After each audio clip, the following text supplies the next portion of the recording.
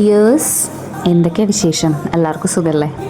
So ഇന്ന് ഞങ്ങൾ പോയ ഊട്ടി ട്രിപ്പിനെ കുറിച്ചാണ് നിങ്ങൾക്ക് ഞാൻ മുന്നിൽ കൊണ്ടുവരുന്നത്.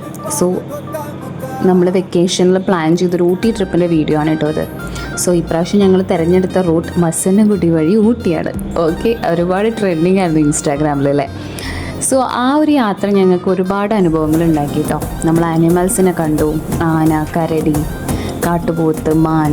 സോ അങ്ങനെ ആ കാടിൻ്റെ ഉള്ളിലൂടെയുള്ള ഒരു ജേണി ഞങ്ങളുടെ ആ ട്രിപ്പ് വളരെ വ്യത്യസ്തമായി. ഊട്ടിയിലെത്തിയപ്പോൾ നമുക്കറിയാമല്ലോ, നല്ല തണുപ്പായിരുന്നു, ഒരു കോംപ്രമൈസും ഇല്ലാത്ത തണുപ്പായിരുന്നു. അത്യാവശ്യം നല്ല തിരക്കുള്ള സമയത്താണ് ഞങ്ങൾ പോയത്. പിന്നെ വ്യത്യസ്തമായ ഫുഡ് എക്സ്പ്ലോർ ചെയ്യുക, അതാണല്ലേ നമ്മൾ ഓരോ യാത്രയിലൂടെ നമുക്ക് കിട്ടുന്ന ഏറ്റവും അടിപൊളിയായിട്ടുള്ളൊരു എക്സ്പീരിയൻസ്. ഇവിടെ ഞങ്ങൾ ഫുഡ് പുറത്തുനിന്ന് കഴിച്ചു, പക്ഷേ അതിൽ ഞങ്ങൾക്ക് ഏറ്റവും അടിപൊളിയായത് ഞങ്ങൾ റോഡ് സൈഡിൽ വെച്ചുണ്ടാക്കിയ ബിരിയാണിയാണ് കേട്ടോ.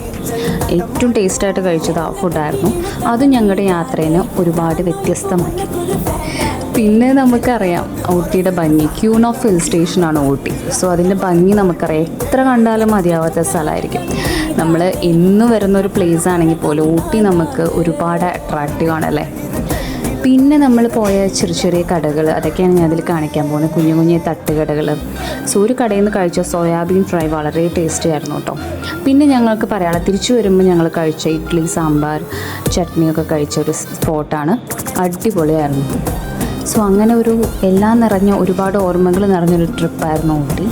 സോ ഇനിയും ഈ ഊട്ടി യാത്രകൾ തുടരും. സോ നിങ്ങൾക്ക് ഇതിൽ ഏത് ഭാഗം ഇഷ്ടമായിച്ചാൽ ഒന്ന് കമൻറ്റ് ചെയ്യണം. ഓക്കെ.